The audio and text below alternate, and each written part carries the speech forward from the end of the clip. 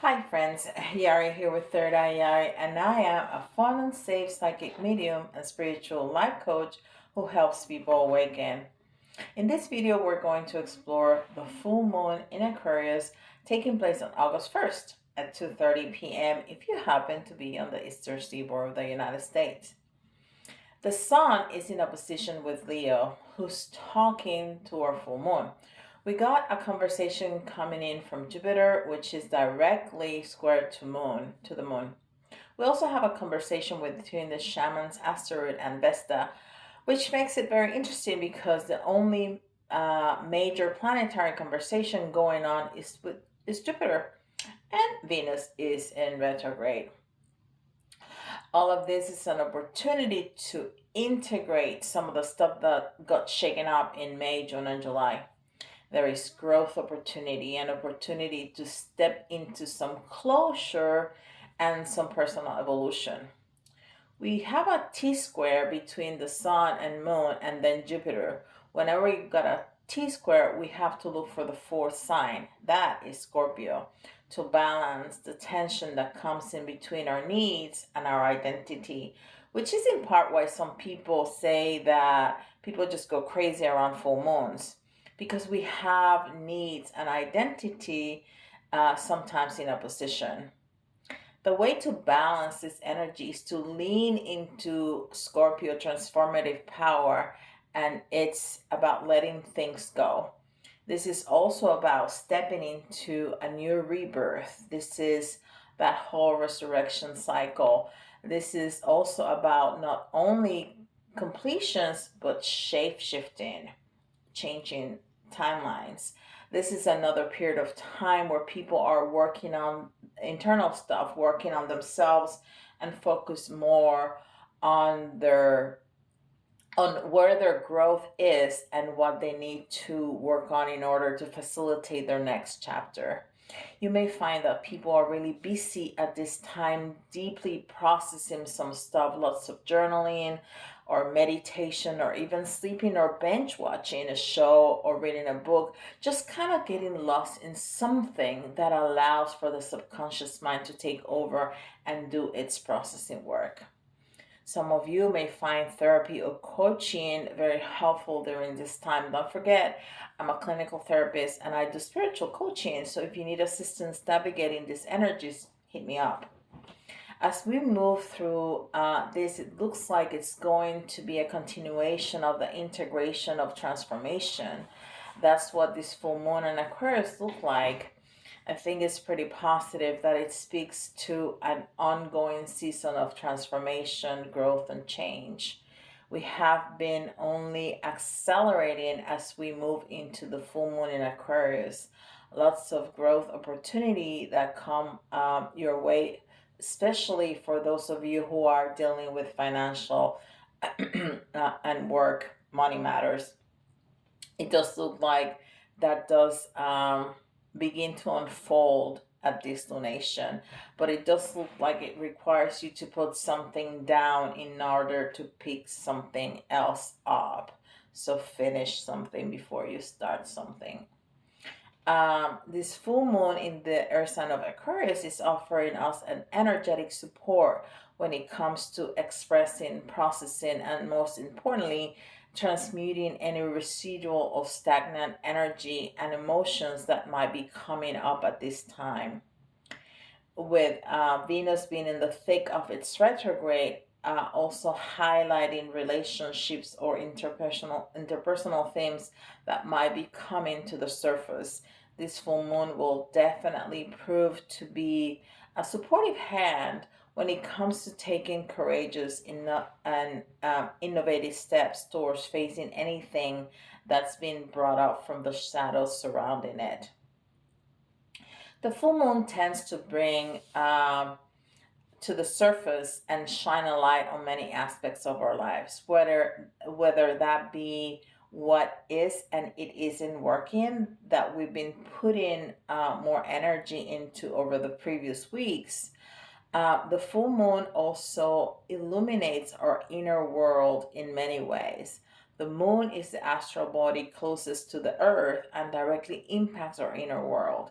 that being our emotional state, how we receive and process intuitive messages, and our relationships with those things. Just as we see that the moon can raise the tides, so too can it raise our emotions and intuitive abilities. The full moon is regarded as a very powerful time for rituals to focus on what you like to release and let go of. Any limiting beliefs, habits, environments, people, and places. That doesn't mean that you need to do a full moon ritual every single full moon. It doesn't mean either that you need to always focus on the negative, on what you need to let go of, or what isn't working all the time. It's a powerful time to call in action, to stop thinking about the things we want to do, um, and do them. It can also be a beautiful time to celebrate how far you've come. Let's dive into the nature of a full moon in the sign of Aquarius specifically. There is this heightened mental energy and information exchange around the lunation. We also see that Aquarius is represented by the water bearer, which represents Aquarius' ability to transmute and process everything that is represented by the water. Aquarius is really good at looking at things from a more elevated view, less clouded by emotions, biases, or preconceived notions. Aquarius people tend to be a lot more open-minded to trying innovative and progressive approaches, and it's also through our relationships, collaboration, and community that we help each other to grow, to learn, to foster the world that we like to see, because everyone is a mirror to one another. This context can really allow us to better understand how Aquarius full moon's themes of embracing unique perspectives and pouring into the collective rather than just ourselves as individuals, and noticing more energy around making improvements for more progressive or innovative ways. These are the areas and aspects of our lives that will likely be more illuminated right now. This is the specific energy support that being brought to us, and considering, as I mentioned before, the moon already impacts our emotions and our intuitive abilities and aspect of the water, even though Aquarius is an air sign, is actually especially equipped to help us with processing things, so we're not clouded by them and we can see things more clearly. It can also help us to show up expressing ourselves in artistic ways, happy ways, finally saying what we want to say, or articulating something to connect the dots. At this time, we're able to process what comes up, process and transmute what's illuminated in a lot more courageous and open minded way. Let's talk about transits that are impacting this donation. So, first up, welcome to Leo season. Leo season began on the 23rd when the sun officially entered the sign of Leo. This season is the time of the year that really brings about energetic support within the realms of perseverance, confidence, accountability, and creative expression. It can also be an optimal time for exploring volunteer work, dreaming big, fostering our confidence, and putting ourselves out there. It's also time to really awaken our inner child and find ways to honor them.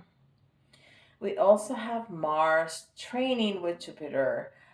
With this type of transit, we can tend to see increased luck and availability around anything that we might be striving for or working towards too.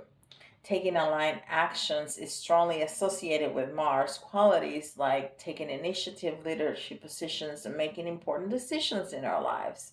This is because we see Jupiter, the planet of expansion, optimism, and luck, having a mutually supportive trine aspect with Mars, the planet of assertiveness, action, and energy. Overall, this Mars trine aspect will offer a very lucky air to any intentional actions or initiatives taken. With the moon being um, in this already very progressive and innovative sign of Aquarius, it looks like things can really come to support courageous steps forward. This might look like little action step, but it can also look like expressing our ideas in the office or any collaborative space, or finally tapping into our courage to set boundaries. We also see Mercury, the planet of information exchange, learning, and communication, having a pretty challenging aspect with Saturn, which is the planet of responsibility, restriction, and maturity. Now, in opposition aspect, specifically indicates a fundamental polarity or duality between the two planets involved, often bringing about potential tension between the two, which can lead to mishap or sometimes frustration. Oppositions also call us to strike a balance between the opposites through compromise. So we can usually see under this aspect specifically is there's an increase in more serious conversations, experiences that can spark harder self criticism or hard but usually important and constructive feedback from others. We're specifically being called to not just talk the talk, but we want to walk the walk.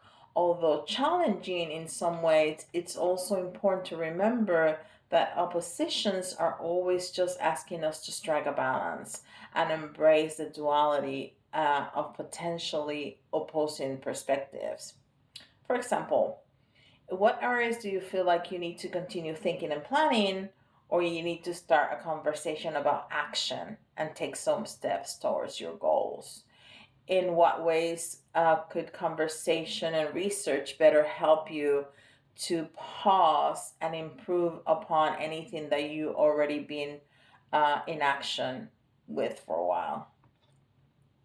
Although this transit can be considered a bit challenging, again, it's rooted in helping us find balance. Also, as a reminder, Saturn is called a strict teacher for a reason. It's sometimes harsh, but it's often there to teach us and highlight when it's time to grow and finally take responsibility for things. This could be necessary friction for some that really pushes us towards being courageous, like we talked about with the Mars trend in Jupiter aspect. Finally, I want to quickly discuss the Venus retrograde that's happening right now.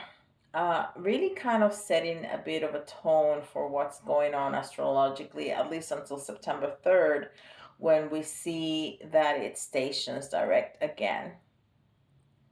This Venus retrograde, first of all, Venus is in Leo. Leo, it's a sign that its love is really encouraging us to be out there, to express that love, to communicate, and to really honor our inner child in a lots of ways and stay true to ourselves. When it's in retrograde, what can often happen is anything that might have pushed under the rug or avoided addressing in our relationships, whether they're current or in past ones with people that we haven't even interacted with in months or years or decades, they can often come to the surface again. That doesn't um, always equate that there's going to be drama. It could be, but not necessarily. What is going to happen is that there's going to be something that changes in a relationship that where there's issues. It can also show up as feeling called to reconnect with old friends and catch up and process things from where we were younger and really see it from a different perspective together. That can contribute again to our evolution, to better understanding ourselves and those around us. So be patient, have heart, and think about what does it means for you when we're avoiding processing, because that's where it can get worse or the friction can be more noticeable. But it's all there to help us to better understand ourselves and our relationship with others. If this video has resonated with you so far and you're enjoying it, be sure to hit that subscribe and like buttons and turn on the notification bell, because I make videos like this for every full and new moon and then some. All right, so Aquarius full moon ritual ideas that we can align with. This full moon can look like reflecting on and seeing if there's anything that you may feel called to release within the realms of these Aquarian themes. This can look like reflecting on how you allow your creativity to flow, how or if you transmute experiences, feelings, or intuitive messages. This can be through artistic expression, movement, talk therapy, or journaling. Those are just a few activities to keep in mind. Some of the things that you can journal about during this lunation. Are there any areas of your life that you enjoy idolizing more than being an action to create for yourself or others? For example, could you be talking about the type of friendship or relationship that you like without working on the ones that you currently have?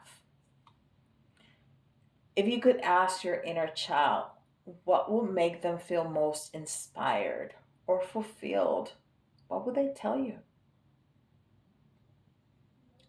Is there anything that you're ready to release during this full moon? This can be things like limiting beliefs, habits, patterns, people, environments that no longer serve you. This could also be reassessing what you've been working on and need to make some adjustments.